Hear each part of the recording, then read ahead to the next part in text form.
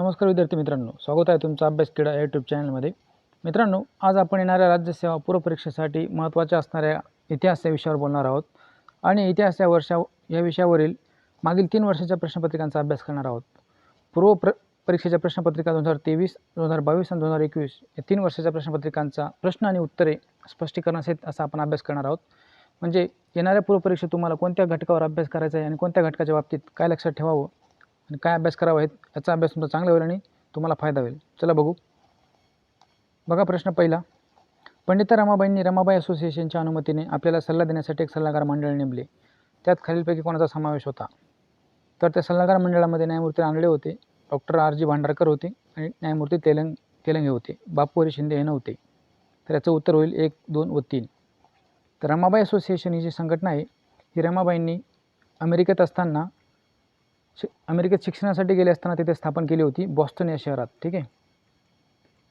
म्हणजे स्थापनेचं वर्ष आहे ते आहे 1887. या संघटनेचा उद्देश होता की विधवा स्त्रियांच्या शिक्षणासाठी पैसा गोळा करणे हा या असोसिएशनचा उद्देश होता. रमाबाईंनी स्थापन केलेल्या इतर संस्था कोणत्या? बातमी सदन, शारदा सदन, कृपा सदन इत्यादी त्यांनी स्थापन केलेल्या इतर संघटना आहेत. हे लक्षात ठेवा की रमाबाई असोसिएशन ही संघटना अमेरिकेत स्थापन झाली होती, ना की भारतात. पुढचा प्रश्न बघा. 1918 साली मुंबईतील कामगारांना पीपल्स युनियन ही संघटना स्थापन करण्याचा उपदेश कोणी दिला? तर पीपल्स युनियन ही कामगार संघटना स्थापन करण्याचा उपदेश दिला राजर्षी शाहू महाराजांनी. कामगार संघटना आलं की एक कामगार संघटना लक्षात ठेवायची, बॉम्बे मिल हँड्स असोसिएशन. ही कामगार संघटना 1890 साली स्थापन झाली होती आणि याचे संस्थापक होते नारायण मेघाजी लोखंडे. ठीक आहे. पुढचा प्रश्न बघा. ब्राह्मणेतर पत्रकारितेची मुहूर्तमेढ रोवून चिपळूणकरांच्या महात्मा ज्योतिराव फुलेंवरील हल्ल्याचा बचाव आपल्या वृत्तपत्राद्वारे करणारे कोण होते? म्हणजे ब्राह्मणेतर पत्रकार कोण होते? खालीलपैकी ब्राह्मणेतर पत्रकार कोण हे ओळखायचे. तर ते होते कृष्णाजी भालेकर. कृष्णाजी भालेकर यांचं वृत्तपत्र होतं दीनबंधू नावाचं. ठीक आहे. तर ह्या वृत्तपत्र माध्यमातून त्यांनी ब्राह्मणेतर चळवळ सुरू केली आणि महात्मा फुलेंवर जे काही आरोप झाले त्यांचा बचाव, त्यांच्या आरोपांचं उत्तर त्यांनी या वृत्तपत्रातून देण्याचं काम केलं. आणि दीनबंधू हे वृत्तपत्रच सत्यशोधक समाजाचं मुखपत्र होतं. ठीक आहे. सत्यशोधक समाजाचं मुखपत्र कोणतं होतं? दीनबंधू. आणि प्रार्थना समाजाचं मुखपत्र विचारलं तर ते कोणतं होतं? प्रार्थना समाजाचं मुखपत्र होतं सुबोध पत्रिका. ठीक आहे, लक्षात ठेवा. पुढचा प्रश्न बघा. मालविकाग्नी मित्र या प्राचीन नाटकात कोणत्या 2 राजघराण्याच्या वैवाहिक संबंधावर प्रकाश पडतो? तर मालविकाग्नी मित्र हे नाटक कालिदासांनी लिहिलं आहे आणि कालिदास त्यांचं ते संस्कृत भाषेतील पहिलंच नाटक मानलं जातं. तर त्या नाटकात त्यांनी शुंग सम्राट अग्निमित्र आणि या सम्राटाची राणीची दासी मालविका यांच्या प्रेमकथेवर आधारित ते नाटक आहे. तर या प्रश्नाचं उत्तर राहील शुंग आणि विदर्भ. पुढचा प्रश्न बघा. वैदिक काळात व्यापारात विनिमयाचे साधन माध्यम काय होते? तर ते होते निष्क, कृष्णाल आणि शतमान. तर हे तिघं काय होते? तर हे होते सोन्याचे दंड. ठीक आहे. सोन्याचे दंड होते वेगवेगळ्या वजनाचे. तर हे विनिमयाचे माध्यम होते. तर याचं उत्तर राहील 1, 2 व 3. पुढचा प्रश्न बघा.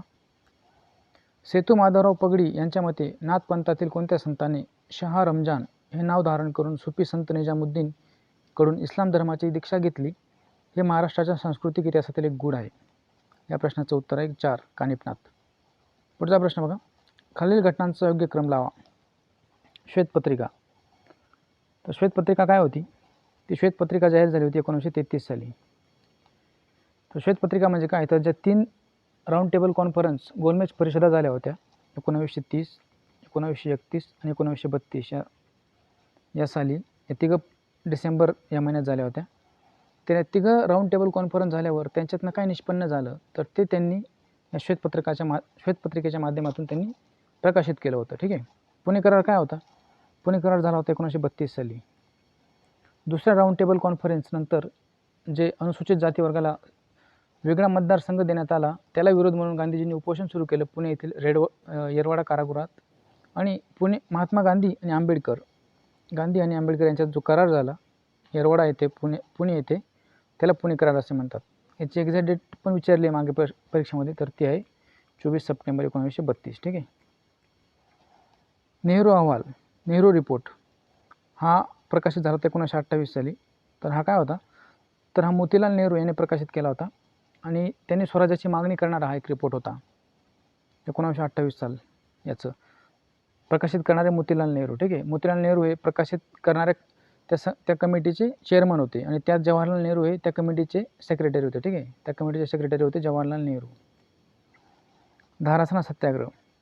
धारासणा सत्याग्रह हा 1930च्या सविनय कायदेभंग चळवळीचा भाग होता आणि धारासणा सत्याग्रहाचं नेतृत्व केलं होतं सरोजिनी नायडू यांनी. ठीक आहे, तुम्हाला माहिती असेल.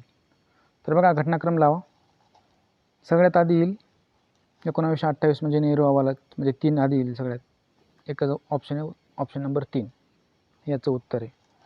श्वेतपत्रिका अजून एक बाबतीत असते मित्रांनो. श्वेतपत्रिका म्हणजे एखाद्या घटनेवर जर भ्रष्टाचाराचे आरोप झाले तर त्या घटनेवर श्वेतपत्रिका जाहीर केली जाते. म्हणजे पैशांचा विनिमय किंवा इतर काही घोटाळा झाला तर त्याला उत्तर म्हणून श्वेतपत्रिका जाहीर केली जाते. तुम्हाला माहिती असेल की आता मागील दिवसात खासदार सुप्रिया सुळे यांनी जे आपले महाराष्ट्र सरकारचे जे कार्यक्रम होतात शासन आपल्या दारी, त्याची श्वेतपत्रिका जाहीर करण्याचं त्यांनी मागणी केली होती. लक्षात ठेवा. एक पुढे बघा. पुढील वाक्य कोणाविषयी आहेत, व्यक्ती ओळखायचे आहेत. तर बघा, त्यांनी महाराष्ट्राच्या शिक्षण क्षेत्रात त्यांनी महत्त्वाची भूमिका बजावली. त्यांनी वेगवेगळ्या विषयांवर पाठ्यपुस्तकं तयार केली. गणित आणि शास्त्रावर त्यांनी शून्य लब्धी हे पुस्तक मराठीतून लिहिले आणि केशवराव भवाळकरांनी त्यांचे चरित्र लिहिले. तर ते व्यक्ती होते बाळशास्त्री जांभेकर. बाळशास्त्री जांभेकरांनी शून्य लब्धी हे पुस्तक लिहिलं आणि त्यांनी पाठ्यपुस्तकं लिहिली. ठीक आहे, जी शाळेत वापरली जातात ना पाठ्यपुस्तके 5वी 6वीला, ती पाठ्यपुस्तके सुद्धा त्यांनी लिहिली होती. ते व्यक्ती होते बाळशास्त्री जांभेकर. बाळशास्त्री जांभेकरांना आपण काय म्हणतो, मराठी पत्रकारितेचे जनक. ठीक आहे, मराठी पत्रकारितेचे जनक म्हणतो आपण त्यांना. का? कारण की त्यांनी दर्पण हे मराठीतील पहिलं वृत्तपत्र सुरू केलं होतं. ठीक आहे. पुढचा प्रश्न बघा. पुढील राजकीय संघटनांचा कालानुक्रमे योग्य क्रम लावा. बघा, पुणे सार्वजनिक सभा ही कधी स्थापन झाली होती? 1870 साली. स्थापन करणारे सार्वजनिक काका. बॉम्बे प्रेसिडेन्सी असोसिएशन ही कधी स्थापन झाली होती? ही झाली होती 1885 साली. ज्या वर्षी काँग्रेसची स्थापना झाली त्याच वर्षी बॉम्बे प्रेसिडेन्सी असोसिएशनची स्थापना झाली. हे स्थापन करणारे कोण होते? तर KT, BT आणि FM असं लक्षात ठेवायचं. KT, BT, FM. KT म्हणजे KT तेलंग, BT म्हणजे बद्रुद्दीन तय्यबजी आणि FM म्हणजे फिरोजशाह मेहता. ह्या त्रिकुटाने स्थापन केली होती आणि ह्या त्रिकुटाला काय म्हणतात इतिहासामध्ये? ब्रदर्स इन लॉ म्हणतात. ठीक आहे, ब्रदर्स इन लॉ या त्रिकुटाला म्हणतात. पुढे बघा, मद्रास महाजन सभा तर ही स्थापन झाली होती 1884 साली आणि इंडियन असोसिएशन ही झाली होती 1876 साली. तर घटनाक्रम लावा. सगळ्यात आधी येईल पुणे सार्वजनिक सभा 1870. कुठे? सगळ्यात आधी अ 2. पुढचा प्रश्न बघा. खालीलपैकी कोणता निर्णय साबरमती कराराने घेण्यात आला? साबरमती करार. ठीक आहे, उत्तर आहे 4. मोतीलाल नेहरू आणि जयकर यांच्या समितीने मध्यवर्ती विधिमंडळाचे सदस्य निश्चित करावे हा निर्णय घेण्यात आला. पुढचा प्रश्न बघा. 1934 मध्ये कर्षक संगम हा शेतकरी संघटना म्हणून खालीलपैकी कोणत्या प्रांतात स्थापन करण्यात आली? कर्षक संगम ही एक शेतकरी संघटना होती. ती 1934 मध्ये स्थापन झाली आणि ती कोणत्या राज्यात किंवा कोणत्या प्रांतात स्थापन झाली? तर उत्तर आहे 3. केरळ राज्यात स्थापन झाली. पुढचा प्रश्न. दांडी यात्रेचा उल्लेख रामाचा लंकेवरील ऐतिहासिक मोर्चा असा कोणी केला? तर ते होते पंडित मोतीलाल नेहरू आणि D.J. तेंडुलकर यांनी दांडी यात्रेचा उल्लेख रामाचा लंकेवरील ऐतिहासिक मोर्चा असा केला. तर दांडी यात्रा कधी सुरू झाली होती? 12 मार्च 1930 ते 6 एप्रिल 1930 या काळात दांडी यात्रा झाली होती. टोटल अंतर होतं 240 मैल. 240 मैलाचं अंतर होतं आणि टोटल दिवस लागले होते 24 दिवस. ते रोज 10 मैल अंतर चालायचे. ठीक आहे, लक्षात राहू द्या तारखा. पुढे बघा. खालीलपैकी विधाने कोणासंदर्भात आहेत? व्यक्ती ओळखायचा आहे. त्याने धर्माची राजकारणापासून फारकत केली. सती जाणाऱ्या शूर स्त्रियांबाबत रिक्ततेचे धोरण स्वीकारले. बालविवाह थांबवणे व विधवा विवाहाला उत्तेजन दिले. सामाजिक कायद्याबाबत अंतिम निर्णय आपला असल्याचा दावा केला. या सगळ्या चांगल्या सुधारणा आहेत. आणि चांगल्या सुधारणा करणारा एकच मुघल शासक होऊन गेला, तो होता अकबर. ठीक आहे, याचं उत्तर आहे अकबर. पुढचा प्रश्न बघा. खानदेशातील भिल्लांनी ब्रिटिश राजवटीस विरोध का केला? कारण उत्तर भारतातील उठावाच्या घटनांपासून सातपुडा विभागातील भिल्लांना प्रेरणा मिळाली. 1857च्या उठावाचा फायदा घेऊन भागोजी नाईक व काजीसिंग नाईक उठावात सामील झाले. काजीसिंग व त्याच्या सहकाऱ्यांनी सरकारी खजिन्यावर पोष जाळले. तिघही बरोबर आहेत. त्याचं उत्तर आहे वरीलपैकी सर्व. पुढचा प्रश्न बघा. खालीलपैकी कोणत्या वृत्तपत्रातून ॲनी बेझंट यांनी होम रूल चळवळीबद्दलचे विचार मांडले? कोणत्या वृत्तपत्रातून ॲनी बेझंट यांनी होम रूल चळवळीचे विचार मांडले? तर म्हणजे ॲनी बेझंट यांनी सुरू केलेली वृत्तपत्रे कोणती? तर ती आहेत न्यू इंडिया आणि कॉमनवेल्थ. हे दोघं वृत्तपत्रे ॲनी बेझंट यांनी सुरू केली. तर बॉम्बे गॅझेट हे वृत्तपत्र सुरू करणारे होते विल्यम ॲशबर्नर.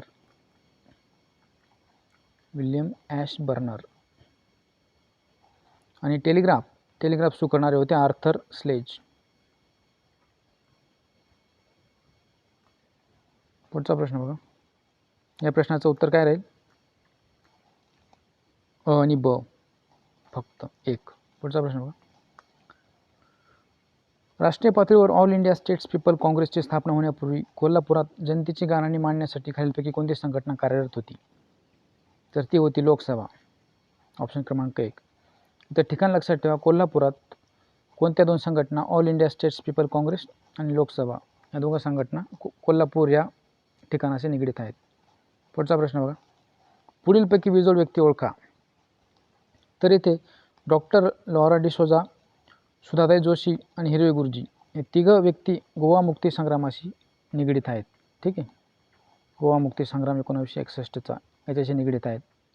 आणि हिरवे गुरुजी हे हुतात्मा आहेत, गोवा मुक्ती संग्रामातील हुतात्मा. आणि साने गुरुजी हे विजोड व्यक्ती आहेत, म्हणजे याचं उत्तर 3 आहे. साने गुरुजी हे गांधीवादी शिक्षक होते. ठीक आहे. पुढचा प्रश्न बघा. 88. 1957च्या स्त्री शिक्षण विषयक राष्ट्रीय आयोगाच्या अध्यक्षा कोण होत्या? तर त्या होत्या दुर्गाबाई देशमुख. पुढचा प्रश्न बघा. डॉक्टर बाबासाहेब आंबेडकरांच्या पश्चात त्यांच्या कोणत्या अनुयायांनी काँग्रेसचे सभासद झाले होते? म्हणजे त्यांनी काँग्रेसमध्ये प्रवेश केला होता. खालीलपैकी कोणते व्यक्ती आहेत की जे आधी बाबासाहेब आंबेडकरांचे अनुयायी होते आणि नंतर ते काँग्रेसचे सभासद झाले? तर या प्रश्नाचं उत्तर आहे आर डी भंडारे देखील होते, राजाभाऊ भोळे देखील होते, दादासाहेब रुपवते होते आणि बापूसाहेब राजभोग हे होते. म्हणजे चारही व्यक्तींनी नंतर काँग्रेसमध्ये प्रवेश केला होता. पण आयोगाने याचं उत्तर दिलं आहे 2. त्यांनी हे मांडलेले नाहीत, पण यांनी सुद्धा काँग्रेसमध्ये प्रवेश केला होता. ठीक आहे. हा प्रश्न विवादास्पद आहे. पुढचा प्रश्न बघा. मुंबईमध्ये खालीलपैकी कोणत्या 2 ठिकाणी ब्रिटिशांच्या काळात मिठाच्या पेठा होत्या? त्याचं उत्तर आहे 2. भेंडी बाजार व वडाळा. पुढचा प्रश्न. सुरत येथे मानव धर्मसभा व मुंबईत परमहंस मंडळी स्थापन कोणी केली? तर ते होते दादोबा पांडुरंग तरखडकर. तुम्हाला माहिती असेल. इथं एक गोष्ट लक्षात ठेवा. सुरत येथे मानव धर्मसभा आणि मुंबई येथे परमहंस मंडळी. इथं देताना ते उलटं देऊ शकतात, लक्षात ठेवायचं. ठीक आहे. तर मानव धर्मसभा सुरत येथे ती स्थापन झाली होती 1844 साली आणि परमहंस सभा स्थापन झाली होती मुंबई येथे 1849 साली. पुढचा प्रश्न बघा. उत्तर भारताविषयी तपशीलवार माहिती असलेला तहकीक-ए-हिंद हा ग्रंथ कोणी लिहिला? तर हा लिहिला अल्बिरुनी यांनी. ठीक आहे. अल्बिरुनी हा इराणियन होता. त्यांनी हा ग्रंथ लिहिला आणि हा सगळ्यात प्राचीन ग्रंथ मानला जातो. मुघलांपेक्षाही आधीच्या इतिहासाचा जर अभ्यास करायचा असेल तर याचा रेफरन्स घेतला जातो. अल्बिरुनी लिहिलेल्या या पुस्तकाचा तहकीक-ए-हिंद. पुढचा प्रश्न बघा. राजस्थानमध्ये मध्याश्म युगाची संस्कृती असलेले मोठे ठिकाण कोणते? उत्तर आहे भागोर. प्रश्न क्रमांक पुढचा 94. जोड्या लावा. आता इथे बघा ऑप्शनमध्ये मगध माहिती असेल. मगध हे सम्राट अशोकाच्या साम्राज्याचं नाव मगध होतं आणि सम्राट अशोकाचे पूर्वज होते बिंबिसार. एक जोडी लागते. तर काशीचे होते अश्वसेन. कोसलचे होते प्रसेनजित आणि वत्सचे होते उदयन. तर बघा जोड्या कशा लागतील. 2 4 1 3. तर उत्तर आहे 2. ठीक आहे. पुढचा प्रश्न बघा. वीरा शिंदे यांच्या कामाची नोंद घेऊन बडोदा सरकारने 1932 साली त्यांना कोणता पुरस्कार देऊन गौरव केला? वीरा शिंदे यांना. ठीक आहे. तर त्या पुरस्काराचं नाव होतं दलित मित्र. ते सगळे समानार्थी शब्द वाटत असले तरी एक जे ॲक्च्युअल नाव लक्षात ठेवणं अपेक्षित आहे. पुढचा प्रश्न बघा. छत्रपती शाहू महाराजांनी शाळेत न पाठवलेल्या मुलांच्या पालकांना प्रत्येक महिन्याला किती दंड आकारण्याचा आदेश दिला होता? तर याचं उत्तर विकिपीडियावर जर बघितलं तर ते आहे 1 रुपया. ठीक आहे. आणि जे इतिहासाची पुस्तके आहेत तर काही पुस्तकांमध्ये ते उत्तर आहे 2 पैसे. असे इथं वेगवेगळी उत्तरे आढळतात. पण इथं एक लक्षात ठेवण्यासारखी गोष्ट ही आहे की हा जो कायदा केला होता त्यांनी प्राथमिक शिक्षण सक्तीचा, तर तो त्यांनी केला होता 1911 साली. जो कायदा भारत सरकारने 2009 साली केला, प्राथमिक शिक्षण सक्तीचा कायदा, 86वी अमेंडमेंट तुम्हाला माहिती असेल, तर तो कायदा शाहू महाराजांनी 1911 सालीच केला होता. म्हणजे आधीच्या काळात किती उत्तम प्रकारे सुशासन चालत होतं ते याच्यातून आपल्याला दिसतं.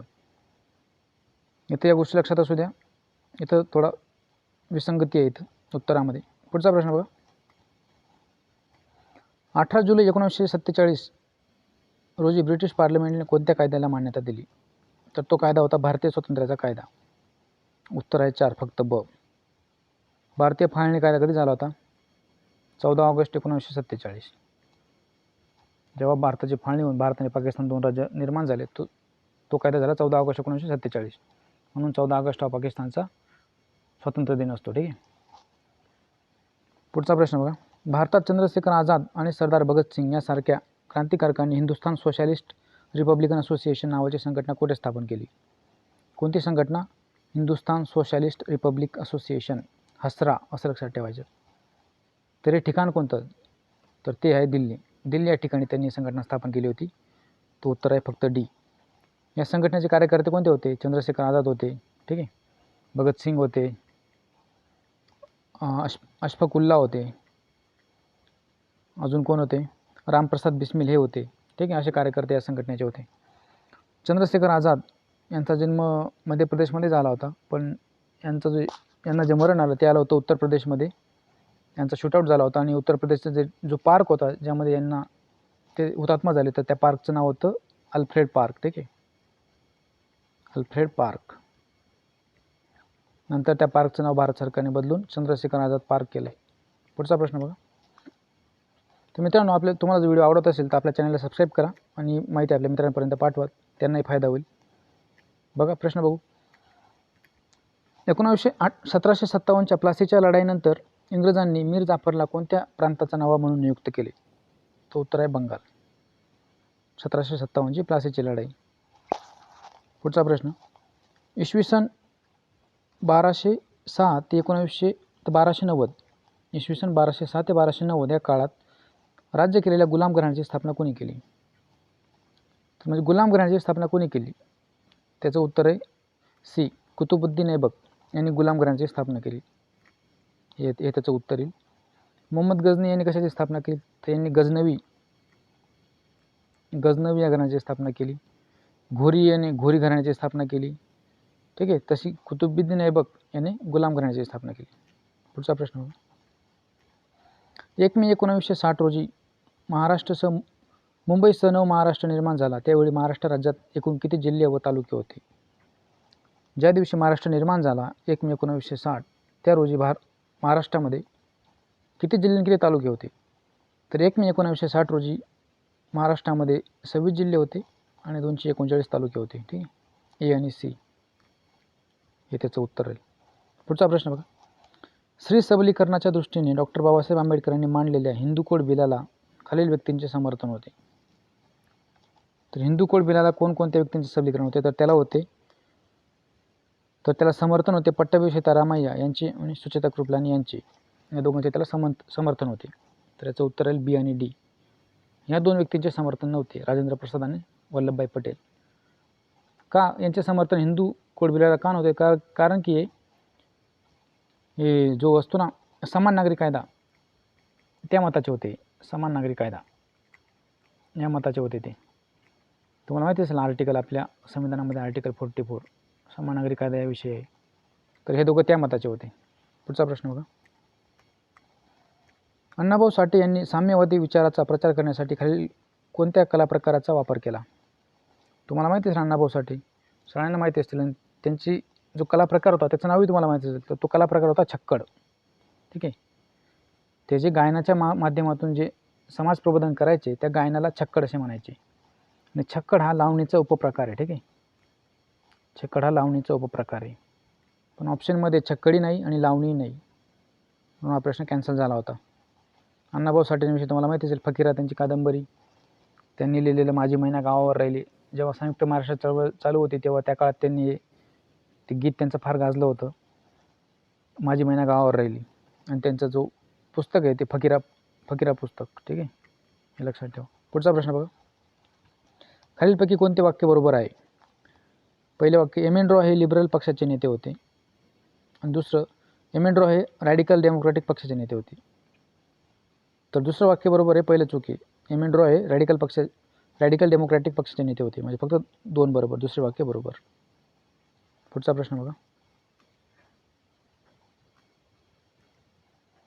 इंडिपेंडन्स फॉर इंडिया लीग स्थापना खालीलपैकी कोणी केली? इंडिपेंडन्स फॉर इंडिया लीगची स्थापना खालीलपैकी कोणी केली? तर या लीगची स्थापना केली जवाहरलाल नेहरू आणि सुभाषचंद्र बोस यांनी. ते वर्ष होतं, स्थापनेचं वर्ष होतं 1928. 1928 साली त्यांनी इंडिपेंडन्स फॉर इंडिया लीगची स्थापना केली. आणि जवाहरलाल नेहरू आणि सुभाषचंद्र बोस यांच्याबरोबर अजून एक व्यक्ती होते, ते होते श्रीनिवास अय्यंगर. पुढचा प्रश्न बघा. खालील समाजसुधारक व त्यांचे साहित्य यांच्या जोड्या लावा. बघा, तर विठ्ठल रामजी शिंदे यांनी कोणतं साहित्य लिहिलं? भारतीय अस्पृश्यतेचा प्रश्न माहिती असेल. दादाबापा पांडुरंग तरखडकर यांनी काय लिहिलं? धर्मविवेचन लिहिलं. गोपाळ हरी देशमुख यांनी काय लिहिलं? जातीभेद लिहिलं. आणि सगळ्यांना माहितीच असेल, ज्योतिराव फुले यांनी काय लिहिलं? इशारा हे लिहिलं. तर उत्तर काय येईल बघा, 3, 2, 4, 1. 3, 2, 4, 1 हे उत्तर येईल. प्रश्न ऑप्शन क्रमांक 4. पुढचा प्रश्न बघा. जोड्या लावा. डॉक्टर राधाकृष्णन आयोग, मुदलियार आयोग, NCERTची स्थापना आणि कोठारी आयोग. तर हे आयोग काय? शिक्षण विषयक आयोग आहे, शिक्षण सुधारणा विषयक, शिक्षण धोरण मांडणारे आयोग आहे. ठीक आहे. तर जोड्या यांच्या सरळ सरळ जोड्या आहे. राधाकृष्णन आयोग 1949, मुदलियार आयोग 1952, NCERTची स्थापना 1961, कोठारी आयोग 1964. उत्तर 1, 2, 3, 4. ऑप्शन क्रमांक 4. पुढचा प्रश्न बघा. जोड्या जुळवा. विठ्ठल रामजी शिंदे तर हे होते अध्यक्ष, वाळवे तालुका शेतकरी परिषद बोरगाव याचे हे अध्यक्ष होते. खासेसाहेब पवार हे होते अध्यक्ष, मुंबई प्रांतिक ब्राह्मणेतर पक्षाचे 4थ्या अधिवेशनाचे अध्यक्ष होते. दिनकरराव जवळकर, इतिहासातील प्रचलित व्यक्तिमत्व दिनकरराव जवळकर, त्यांचं वृत्तपत्र होतं साप्ताहिक तेज. श्रीपतराव शिंदे, विजय मराठा वृत्तपत्र. ठीक आहे, पण वृत्तपत्राचं नाव विजय मराठा, त्याचे संपादक होते श्रीपतराव शिंदे. दिनकरराव जवळकरांचं तेज हे वृत्तपत्र होतं. तसेच कैवारी हे देखील वृत्तपत्र दिनकरराव जवळकरांचं होतं. दिनकरराव जवळकर हे ब्राह्मणेतर चळवळीचे नेते होते, कार्यकर्ते होते. ते त्यांच्या अत्यंत जहाल लेखणीसाठी प्रसिद्ध होते. आणि त्यांनी कैवारीमध्ये एक लेख लिहिला होता, देशाचे दुश्मन नावाचा लेख लिहिला होता त्यांनी त्यांच्या कैवारी या वृत्तपत्रामध्ये. तर ह्या देशाच्या दुश्मनमध्ये त्यांनी देशाचे दुश्मन कोणाला मानलं होतं? तर ते जे ब्राह्मण वर्ग आहे, सावकार वर्ग आहे, यांना त्यांनी देशाचे दुश्मन मानलं होतं. आणि त्यांनी टिळक आणि चिपळूणकरांवर त्यांनी टीका केली होती या लेखातून. तर त्यांच्यावर खटला झाला होता. आणि त्या खटल्याचं त्यांनी दिनकरराव जवळकरांचं प्रतिनिधित्व आंबेडकरांनी केलं होतं. ठीक आहे. पुढचा प्रश्न बघा. तर याचं उत्तर आहे 1, 2, 3, 4 म्हणजे ऑप्शन क्रमांक 1. पुढचा प्रश्न. भारतात दिवसेंदिवस असंतोष वाढत चालला, त्या असंतोषाला वाट करून दिली तरच ब्रिटिश सत्ता स्थिर होईल, या ॲलन ह्यूम यांच्या विचाराला खालील कोणत्या व्यक्तींनी पाठिंबा दिला? तर ते व्यक्ती होते सर वेडरबर्न आणि sir Henry Cotton. Allan Hume कोण होते? तर ॲलन ऑक्टेवियन ह्यूम हे जे 1885ला इंडियन नॅशनल काँग्रेसची स्थापना झाली, तर त्या स्थापनेमध्ये सिंहाचा वाटा असलेले व्यक्ती होते ॲलन ह्यूम. आणि काँग्रेसच्या स्थापनेमध्ये या 2 व्यक्तींचा देखील समावेश होता, सर वेडरबर्न आणि हेनरी कॉटन. आणि हे पुढे काँग्रेसचे अध्यक्ष पण राहिले. पुढचा प्रश्न बघा. जोड्या लावा. गुलबदन बेगम यांनी हुमायूननामा हे पुस्तक लिहिलं. सलीमा सुलताना तर हे फारसी कविता लेखक होत्या. ठीक आहे. जहाँ आरा बेगम या उच्च शिक्षित आणि फारसी भाषेचे ज्ञान असलेल्या व्यक्तिमत्व होत्या. आणि झेबुनिस्सा या सुलेखनात तरबेज होत्या. तर याचं उत्तर काय राहील? 3. ऑप्शन क्रमांक 3. पुढचा प्रश्न बघा. खालीलपैकी विसंगत शीर्षक ओळखा. आता तुम्हाला सगळ्यांना हे ऑप्शन असल्यावर एक कळलं असेल की शेतकऱ्यांचा असूड. सगळ्यांना माहिती असेल कोणी लिहिलं? हे पुस्तक लिहिलं महात्मा फुले यांनी लिहिलं, शेतकऱ्यांचा असूड. आणि हे तिघं आहेत का महात्मा फुलेंचे? नाही. आणि 100% पर्याय हाच आहे. ठीक आहे, याचं उत्तर 4 आहे. तर हे पुस्तकं कोणी लिहिले मग? कुलकर्णी लिहिलं अमृत, विठोबाच्या शिकवणीने शेठजी प्रताप. तर हे पुस्तकं लिहिणारे होते मुकुंदराव पाटील. मुकुंदराव पाटील यांनी ही पुस्तकं लिहिली. ठीक आहे. पुढचा प्रश्न बघा. न्यायमूर्ती रानडे यांनी डेक्कन ॲग्रिकल्चर रिलीफ ॲक्ट या कायद्याचे स्वागत केले. का? कारण या कायद्याने सरकारपासून शेतकऱ्यांचे रक्षण होणार होते. बरोबर आहे. या कायद्याने शेतकऱ्यांची कर्जाची भारापासून मुक्तता होणार होती. चूक. तर डेक्कन ॲग्रिकल्चर रिलीफ ॲक्ट हा ॲक्ट आला होता 1879 साली. तर हा फक्त सावकारांपासून शेतकऱ्यांचे रक्षण करण्यासाठी होता आणि याच्यात कर्जाविषयीची कोणतीही तरतूद नव्हती. तर याचं उत्तर आहे फक्त अ. ऑप्शन क्रमांक 1. पुढचा प्रश्न बघा. स्वदेशी वस्तू प्रचारिणी सभा या संस्थेच्या प्रमुखपदी खालील कोण विराजमान होते? स्वदेशी वस्तू प्रचारिणी सभा. तर ते व्यक्ती होते लोकमान्य टिळक. तुम्हाला माहिती असेल 1905 साली बंगालची फाळणी झाली. बंगालच्या फाळणीची घोषणा झाली 1905 साली. आणि त्याला उत्तर म्हणून लोकमान्य टिळक यांनी चतुर्सूत्री कार्यक्रम सुरू केला. चतुर्सूत्री कार्यक्रम. ठीक आहे. यात त्यांनी 4 सूत्रे सांगितली होती. पहिलं सूत्र होतं म्हणजे त्यापैकी एक सूत्र होतं स्वदेशी. दुसरं होतं राष्ट्रीय शिक्षण. एक होतं बहिष्कार आणि एक होतं स्वराज्य. ठीक आहे. अशी 4 सूत्रे सांगितली होती. स्वदेशी, राष्ट्रीय शिक्षण, बहिष्कार आणि स्वराज्य. स्वदेशी वस्तू प्रचारिणी सभेचे अध्यक्ष होते लोकमान्य टिळक. पुढचा प्रश्न बघा. महाराष्ट्रातून अंदमानात पाठवलेले कैदी आणि त्यांची राहण्याची ठिकाणे यांच्या जोड्या जुळवा. म्हणजे महाराष्ट्रातून अंदमान येथे जे कैदी गेले तर ते कोणत्या गावचे होते? मूळ गाव कोणतं? तर ते विचारलं आहे. तर अधुरिमा हे होते खानदेश यावली इथले होते. पांडू भुर्जी हे होते नगरचे. धर्मासुदान हे होते पंढरपूरचे. आणि धोंडी बिरबल हे होते नाशिकचे. ठीक आहे. त्याचं उत्तर राहील 2. पुढचा प्रश्न बघा. 18 नोव्हेंबर 1899 रोजी दिनशा वाच्छा यांनी दादाभाई नौरोजींना पत्र लिहून काँग्रेसच्या अपयशाची मीमांसा केली. त्यात काय काय नमूद होतं? तर काँग्रेसचे कार्य सतत न चालणे, नेत्यांनी फावल्या वेळातील उद्योग म्हणून राजकारणाकडे पाहणे, आम्ही केवळ भुंकतो चावा घेत नाही. बरोबर आहे. क्रांतीचा मार्ग अनुसरला पाहिजे हे नाही. का? क्रांतीचा मार्ग हे जहाल कार्यकर्त्यांचा हा कार्यक्रम होता. पण दिनशा वाच्छा हे मवाळ नेते होते. ठीक आहे. म्हणून याचं उत्तर आहे अ, ब आणि अ, ब, क. ठीक आहे. ऑप्शन क्रमांक 3. पुढचा प्रश्न बघा. तर मित्रांनो, आपण अशा पद्धतीने 3 वर्षाच्या प्रश्नपत्रिका 2023, 2022 आणि 2021 या 3 वर्षाच्या राज्यसेवेच्या पूर्वपरीक्षांचा अभ्यास घेतला आहे. आणि आपण याच्यावरून आता असं कन्क्लुजन काढू शकतो की कोणकोणत्या घटकांचा आपल्यासाठी अभ्यास महत्त्वाचा आहे. समाजसुधारक हे तर आहेच. ठीक आहे. समाजसुधारक करायचेच आहेत. अजून एक काय सांगता येईल? महत्त्वाच्या घटना. ठीक आहे. जसं राऊंड टेबल कॉन्फरन्स झालं, पुणे करार झालं, अशा घटना आणि त्यांच्या सणावळ्या. ठीक आहे. त्यांच्या एक्झॅक्ट तारखा पण लक्षात ठेवणं अपेक्षित आहे. पुढं अजून काय? समाजसुधारक व त्यांचे पुस्तके. ठीक आहे. पुस्तके यांच्यावर पण प्रश्न आलेत. वृत्तपत्रे. ठीक आहे. वृत्तपत्रे यांच्यावर सुद्धा प्रश्न आलेत. तर अशा पद्धतीने तुम्हाला इतिहासावर बाकी अभ्यास तर करायचाच आहे, पण हे जे काही घटक आहेत यांच्यावर तुम्हाला आवर्जून अभ्यास करायचा आहे. ठीक आहे.